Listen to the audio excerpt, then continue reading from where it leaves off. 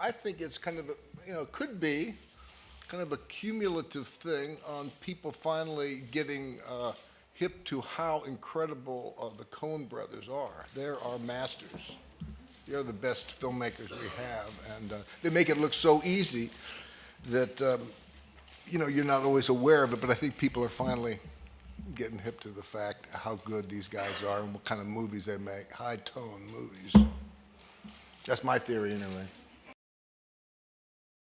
And whenever that's the case, I'm very happy because it gives you more information about the character you're playing. And in this case, it also gave you some of this, this dialogue. And the big thing was the lack of contractions, and so that was a challenge, kind of getting your tongue around that and making it seem like it's real. One of the challenges for me personally, and I feel I want to make an apology a little bit to the intelligibility of some of my dialogue. And that was something that we, worked on while we were shooting it, and also at the end, trying to make so people can understand what I'm saying.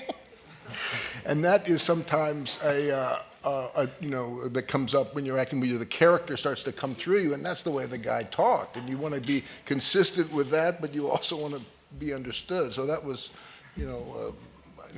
fortunately, we have subtitles. Even in the English version, there's subtitles.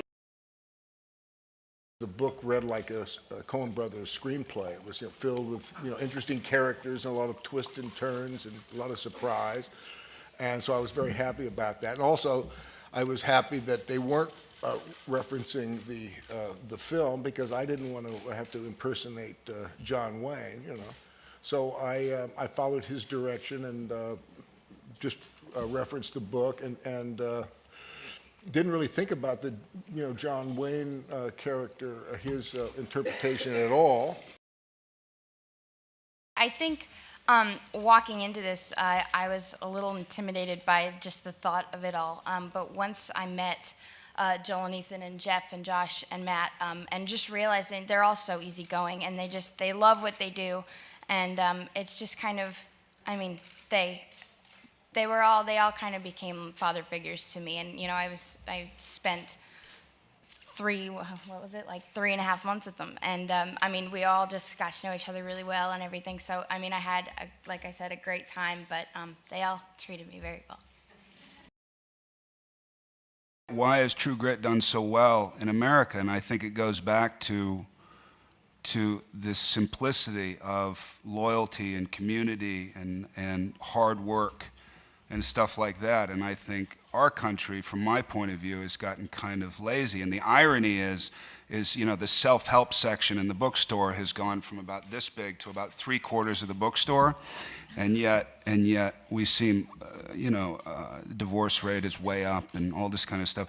The more complex things are and the more we delve into it. And that was kind of the American West was a time of real simplicity.